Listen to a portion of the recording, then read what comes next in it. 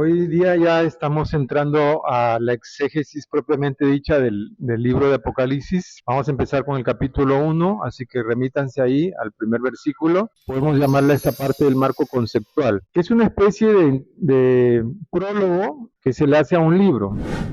Entonces leemos Apocalipsis 1, del 1 al 3, dice lo siguiente. La revelación de Jesucristo que Dios le dio para manifestar a sus siervos las cosas que deben suceder pronto, y la declaró enviándola por medio de su ángel a su siervo Juan, que ha dado testimonio de la palabra de Dios y del testimonio de Jesucristo y de todas las cosas que ha visto. Bienaventurado el que lee y los que oyen la palabra de esta profecía y guardan las cosas en ella escritas, porque el tiempo está cerca. Como un pequeño subtítulo podemos empezar diciendo que un tema es que el Hijo es el centro de todo, el heredero.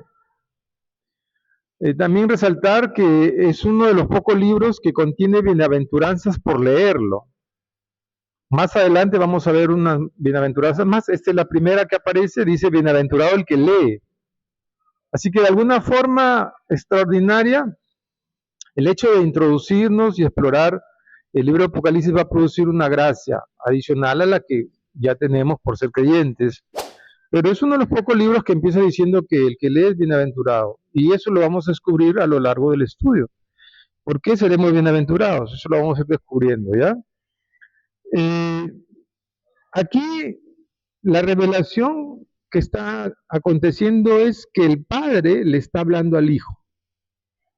¿Ya? Dios es el que le da al Hijo su revelación. Es decir, el Padre va a tener a lo largo de esta revelación una comunicación con el Hijo. Y el Hijo, esa revelación que recibe el Padre, se la va a transmitir a Juan. Y Juan se la va a transmitir a la iglesia. Hay una delegación de una única revelación que es la que el Padre le da al Hijo. ¿Ya? Y por eso empieza diciendo, la revelación de Jesucristo, que dice ahí, subrayen, que Dios le dio. Es decir, que el Padre le da al Hijo. A veces nosotros decimos, es la revelación que Cristo le da a Juan. No. Es la revelación que el Padre le da al Hijo y el Hijo le da a Juan. Y después Juan le da la revelación a la iglesia. Vamos al libro de Mateo 28, 18. Y Jesús, ya resucitado, se acercó y les habló diciendo, toda potestad me es dada en el cielo y en la tierra. Toda potestad me es dada en el cielo y en la tierra. El Hijo es el objeto del amor del Padre, es el objeto de la creación, es el origen de todo lo material, que ya lo hemos visto antes. Así que como Cristo es el heredero de todo y la causa de todo, entonces obviamente que la revelación que el Padre le está dando en esta porción es reafirmando eso. Le está diciendo, hijo, yo te amo tanto que voy a hacer lo siguiente. Vámonos a Juan 17, 24. Padre, aquellos que me has dado, quiero que donde yo estoy, también ellos estén conmigo, para que vean mi gloria que me has dado, porque me has amado desde antes de la fundación del mundo. ¿Se dan cuenta? Estamos viendo aquí una confesión de amor del Padre hacia el Hijo. Usted podría decir, bueno, pero si Jesús es el Hijo ya lo sabe todo. Claro, Jesús entiende eso porque están desde antes de la creación, pero para que nosotros nos enteremos de esto, el Padre nuevamente se lo revela al Hijo para que el Hijo a su vez lo revele finalmente a la iglesia. Es para que nosotros nos enteremos. Obviamente ellos lo saben, pero es una forma que nosotros nos enteremos que hay un vínculo tan íntimo entre el Padre y el Hijo, y Jesús reconoce, Padre, quiero que a mi iglesia también le des todo lo que tú ya me has dado. Ahí es donde por primera vez aparece también el vínculo de la iglesia con Cristo. Así que la revelación va en ese sentido. El Padre ama al Hijo y le va a empezar a revelar estas cosas. Y nosotros somos llamados a ver ese amor, ese diálogo. Es decir, que todo, hermanos, como ya lo hemos visto antes, culmina en Jesucristo. Todo culmina en Jesucristo. Entonces, ahora vámonos a otro pasaje, a 1 Corintios 15, 27, 28. Porque todas las cosas las sujetó debajo de sus pies. Y cuando dice que todas las cosas han sido sujetadas a él, claramente se exceptúa aquel que sujetó a él todas las cosas. Pero luego que todas las cosas le estén sujetas, entonces también el Hijo mismo se sujetará al que le sujetó a él todas las cosas, para que Dios sea todo en todos. ¿Ya? Leamos también Salmo 110:1. Dijo el Señor a mi Señor. Esto lo está profetizando David. Dijo el Señor a mi Señor, o sea, el Padre al Hijo: siéntate a mi derecha hasta que ponga a todos tus enemigos por estrado de tus pies. Es decir, que el Padre quiere honrar al Hijo. Entonces, desde el momento de la ascensión de Cristo hasta que aparece en el trono con el Padre, ahí había un tiempo, el Señor ahora está a la diestra del Dios Padre, pero le dice: tú no puedes regresar hasta que yo ponga a todos tus enemigos debajo de tus pies. Y eso es lo que estamos viviendo ahora, un tiempo de espera, porque aquí, si el Señor ha hecho todo por Cristo, ahora le está diciendo el Padre: mira, yo te amo, pero las cosas las vamos a hacer así. Ahora tú tienes que esperar que yo ponga a todos tus enemigos debajo de tus pies. Y tienes que esperar. ¿Hasta cuándo? Solo lo sé yo. Tú solamente espera. Después le va a decir, y lo que sigue en el relato de Apocalipsis es justamente la forma en que lo va a hacer. Vamos a Apocalipsis 5:2. Dice ahí: ¿quién es digno de abrir el libro y desatar sus sellos? Y ahí aparece el Cordero, el único que puede abrir el libro. ¿Y qué vemos cuando ese libro es abierto? Vamos a ver en ese rollo, que más adelante lo vamos a estudiar, en ese rollo cuando se abre, ahí está escrito punto por punto cómo Dios va a lograr someter a su enemigo. Cuando el Padre le muestra al Hijo quién es el Hijo, entonces es cuando realmente nosotros podemos conocer quién es el Padre. Satanás se ha encargado de contarnos la mentira, es decir, lo opuesto, haciéndonos creer que nosotros debemos ocupar el lugar del Hijo, cuando eso nunca va a suceder, porque todo está hecho respecto al Hijo Jesucristo. Y es el Hijo el que nos va a llevar y va a compartir su gloria, pero a los que Él salve y a los que decidan salvarse. Nosotros nunca, por nuestros propios méritos o capacidades, vamos a usurpar el cargo del Hijo, pero ese es el plan satánico, hacernos creer que nosotros, por nuestros propios medios, lo vamos a lograr. ¿Ok? A 2 Corintios 4:4 dice: en los cuales el Dios de este siglo cegó el entendimiento de los incrédulos, para que no le resplandezca la luz del Evangelio de la gloria de Cristo, el cual es la imagen de Dios. En el capítulo 1 aparece la cabeza, y en el capítulo 2 y 3 va a aparecer recién la iglesia, y en los capítulos subsiguientes recién van a aparecer los ángeles, Satanás, el milenio, el juicio, el infierno, la muerte. Así que el libro está plenamente ordenado para presentarse de tal manera que nosotros comprendamos este plan. El futuro siempre produce temor, y más aún si estás siendo perseguido y sufriendo. Así que lo que el Señor quiere que la iglesia, al conocer estas cosas, produzca en nosotros calma, porque el conocimiento produce eso. El conocimiento de Dios produce paz, produce gozo. Cuando no tenemos un conocimiento total de las cosas, entonces vivimos a la deriva. Vamos a Génesis capítulo 18, versículo 16. Y los varones se levantaron de ahí y miraron hacia Sodoma. Y Abraham iba con ellos acompañándolos. Y Jehová dijo: ¿encubriré yo a Abraham lo que voy a hacer? Habiendo de ser Abraham una nación grande y fuerte, y habiendo de ser benditas en él todas las naciones de la tierra, porque yo sé que mandará a sus hijos y a su casa después de sí, que guarden el camino de Dios, haciendo justicia y juicio, para que haga venir Jehová sobre Abraham lo que ha hablado acerca de él. Entonces, que, hermanos, Abraham es comparado con el primer padre de la fe. ¿Okay? Abraham es el padre de la fe. Es, digamos, el papá espiritual de toda la iglesia cristiana. Apocalipsis está puesto para que la iglesia sepa qué va a pasar, porque Dios no nos quiere tomar de sorpresa. Nosotros pensamos y decimos: ¿qué pasará en el futuro? Pero si ya está revelado. Lo que pasa es que no nos metemos de lleno a entender qué es lo que sucederá en el futuro, pero ya está revelado, porque el Señor nunca nos va a coger de sorpresa. Vamos, otro ejemplo está en Amós, capítulo 3, versículo del 7 al 8.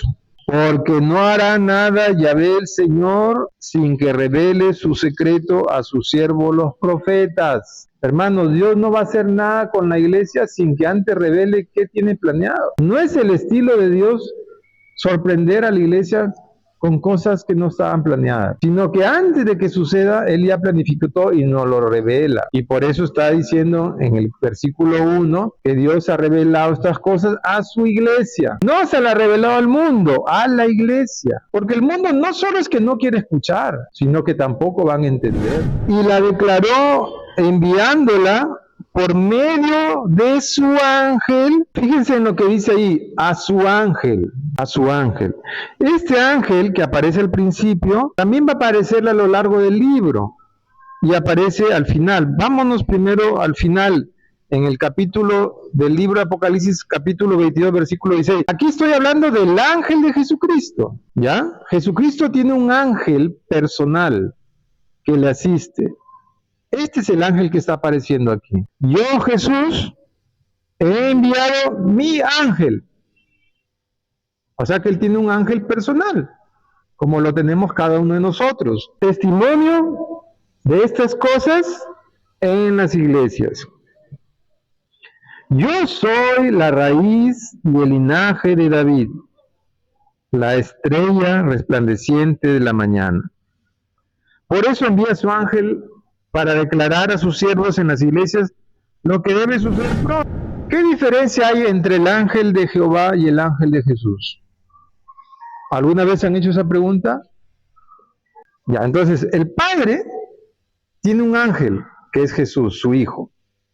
Pero Jesús tiene un ángel, pero ese ángel es una criatura que la ha creado el Padre y que es el ángel personal de Jesucristo. Ese es el ángel que está llevando el Evangelio a Juan. Pero Juan, como era un judío, formado sin la revelación todavía de Jesucristo, él recién empieza a entender las cosas.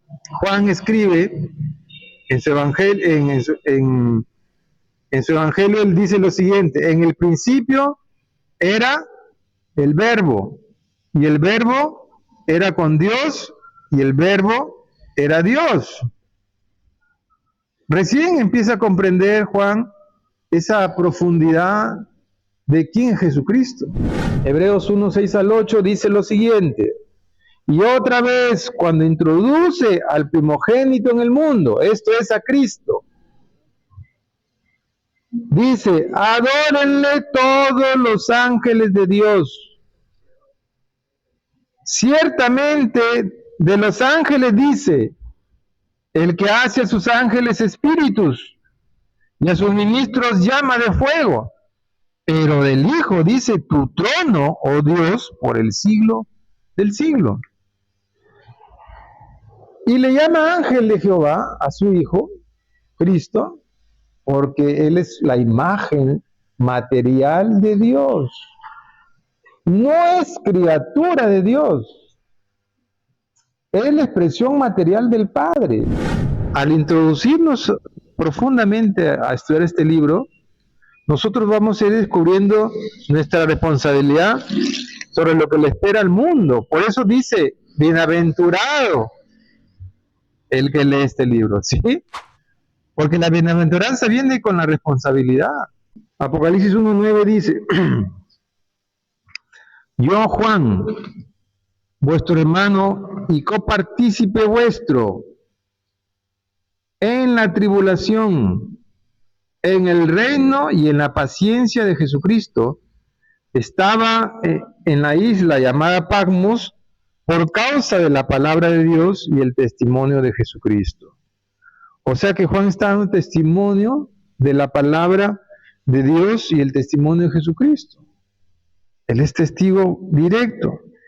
Apocalipsis 12:11 dice lo siguiente: y ellos le han vencido por medio de la sangre del Cordero y de la palabra del testimonio de ellos. Hermanos, o sea que nosotros estamos obligados a dar testimonio de Cristo, no solo por lo que ha hecho Cristo, sino por lo que va a hacer Cristo. Vámonos ahora a Apocalipsis 2:17. Dice: entonces El dragón se llenó de ira contra la mujer y se fue a hacer guerra contra el resto. Esa palabra resto en griego, la mejor traducción es remanente. Se fue a hacer guerra contra el remanente de la descendencia de ella, los que guardan los mandamientos de Dios y tienen el testimonio de Jesucristo. ¿Quién tiene el testimonio de Jesucristo? Nosotros. Somos testigos y tenemos la responsabilidad de anunciar esa semejante verdad. Vamos más allá, Apocalipsis 19:10. Yo me postré a sus pies para adorarle y él me dijo, mira, no lo hagas, yo soy consiervo tuyo y de tus hermanos que retienen el testimonio de Jesús. Que retienen el testimonio de Jesús. ¿Qué tal responsabilidad, hermanos?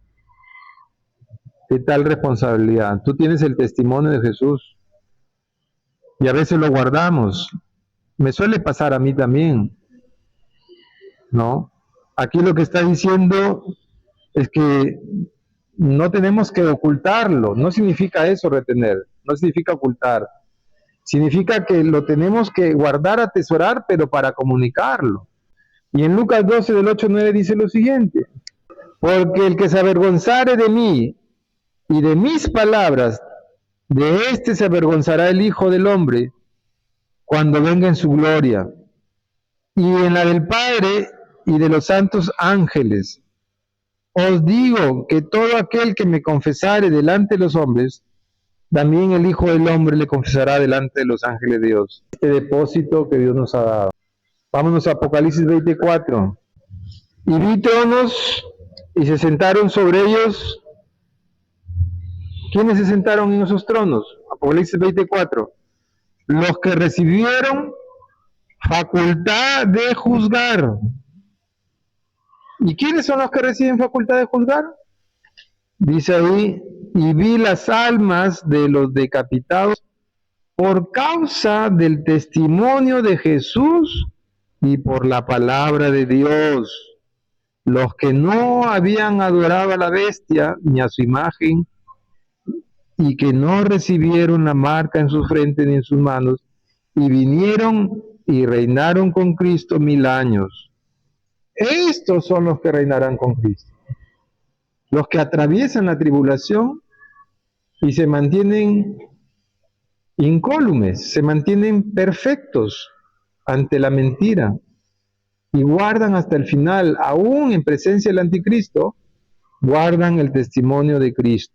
Así entonces, hermanos, que el testimonio del cristiano, el testimonio de la iglesia es valiosísimo porque nosotros tenemos el tesoro del evangelio, pero además tenemos el tesoro de lo que el Padre hará por el Hijo y de cómo esos sucesos van a ser directamente manejados por el Padre. Y tenemos que todo eso también comunicarlo a la iglesia y al mundo. Bienaventurado el que lee, el que oye y el que guarda. Fíjense, hermanos, que es una bendición, pero es una responsabilidad tremenda. Entonces, ese es el marco conceptual del primer capítulo de Apocalipsis, y en la próxima clase entraremos a ver acerca del saludo. Todo el capítulo 1 habla de la preeminencia de Cristo. Va a hablar sobre la cabeza, y eso es lo que veremos en las próximas clases.